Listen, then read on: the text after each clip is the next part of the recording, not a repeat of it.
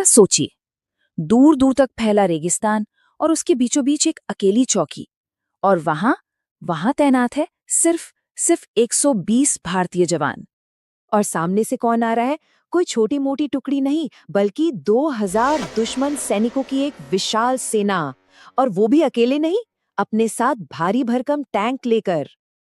तो चलिए थोड़ा और गहराई से समझते हैं कि आखिर क्यों इस लड़ाई को इतिहास के सबसे असंभव संघर्षों में से एक गिना जाता है। तो बात है दिसंबर 1971 की।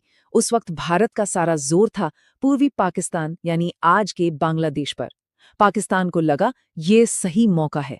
उन्होंने प्लान बनाया कि पश्चिमी मोर्चे पर हमला करके भारत का ध्यान भटकाया जाए। उनका टारगेट था राजस्थान का जैसलमेर। अगर जैसलमेर हाथ से जाता तो देश का एक बड़ा हिस्सा कट सकता था। लेकिन उनके इस बड़े प्लान के रास्ते में एक छोटी सी, बहुत छोटी सी रुकावट थी। एक चौकी जिसका नाम था लोंगेवाला। और इस चौकी की कमान संभाल रहे थे मेजर कुलदीप सिंह चांदपुरी।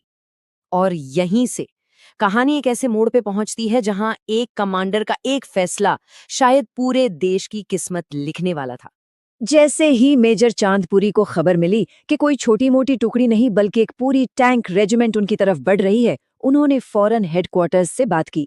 वहां से जवाब आया, मदद तो मिलेगी लेकिन सुबह से पहले नहीं। अब सोचिए, उनके पास दो ही ऑप्शन थे, या तो जान बचाकर पोस्ट खाली कर दो या वहीं डटे रहो। मेजर चांदपुरी ने अपने साथियों की तरफ देखा, जो गिनती में तो मुट्ठी भर थे, लेकिन उनकी आंखों में डर का नामो निशान नहीं था। वहां था तो बस लड़ने का फौलादी जज्बा। और फिर वहीं उस रेगिस्तान की रात में एक फैसला लिया गया, हम पीछे नहीं हटेंगे। उन्होंने एक ऐसी तरकीब निकाली जिसके बारे में दुश्मन सोच भी नहीं सकता था। उन्होंने अपने जवानों से कहा, रेत में खाली टिफिन बॉक्स और जो भी धातु के डिब्बे मिले सब दबा दो।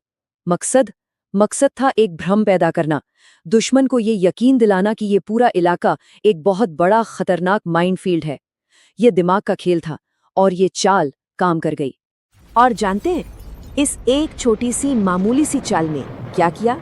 इसने दुश्मन की पूरी टैंक रेजिमेंट को पूरे 2 घंटे के लिए वहीं रोक दिया। ये वो 2 घंटे थे जिन्होंने लड़ाई का पूरा रुख पलट दिया। और फिर जवानों की हिम्मत के साथ साथ कुदरत ने भी उनका साथ दिया। वो रेगिस्तान खुद ही एक हथियार बन गया। हुआ ये कि पाकिस्तान के वो भारी भरकम टैंक जो उनकी सबसे बड़ी ताकत थे, वही राजस्थान के नरम रेत में धंसने लगे। एक एक करके वो टैंक रेत में कैद हो गए। अब वो आगे बढ़ नहीं सकते थे और हमारे जवानों के लिए बन गए थे आसान शिकार। उन्होंने तब तक इंतजार किया जब तक दुश्मन के टैंक सिर्फ 15 से 30 मीटर की दूरी पर नहीं आ गए, और फिर निशाना साधा सीधा उनके फ्यूल टैंक पर। एक टैंक में आग लगती और उसकी रोशनी में दूसरा टैंक टारगेट बन जाता। रात के अंधेरे में जलते हुए टैंक ही रोशनी का जरिया बन गए थे। सोचिए, पूरी रात सिर्फ 120 जवान दुश्मन की पूरी बटालियन को रोके हुए थे। और फिर जैसे ही सुबह हुई, लड़ाई का पासा ही पलट गया। तो एक नजर डालते हैं उस रात के टाइमलाइन पर। रात के 12:30 बजे दुश्मन का पता चलता है। करीब 2:30 बजे तक टिफिन बॉक्स वाली चाल काम करती है। 4:30 बजे तक जमीनी लड़ाई अपने चरम पर होती है। और फिर सूरज निकलते ही आ जाती है इंडियन एयरफोर्स। सूरज की पहली किरण के साथ ही आसमान में गूंजी टाइगर्स की दहाड़। ये थे इंडियन एयरफोर्स के हॉकर हंटर जेट्स। और आते ही उन्होंने रेत में फंसे दुश्मन के टैंकों को एक एक करके चुनना शुरू कर दिया। पाकिस्तानी सेना के पास एयर डिफेंस के नाम पर कुछ नहीं था। वो पूरी तरह से तैयार नहीं थे। जमीन पर रेत में फंसे टैंक्स और ऊपर से हमारे जेट्स। तो आखिर में इस पूरी लड़ाई का नतीजा क्या निकला? जब लड़ाई का धुआं छंटा तो जाहिर है इस असाधारण हिम्मत और लीडरशिप के लिए मेजर कुलदीप सिंह चांदपुरी को देश के दूसरे सबसे बड़े वीरता सम्मान महावीर चक्र से नवाजा गया।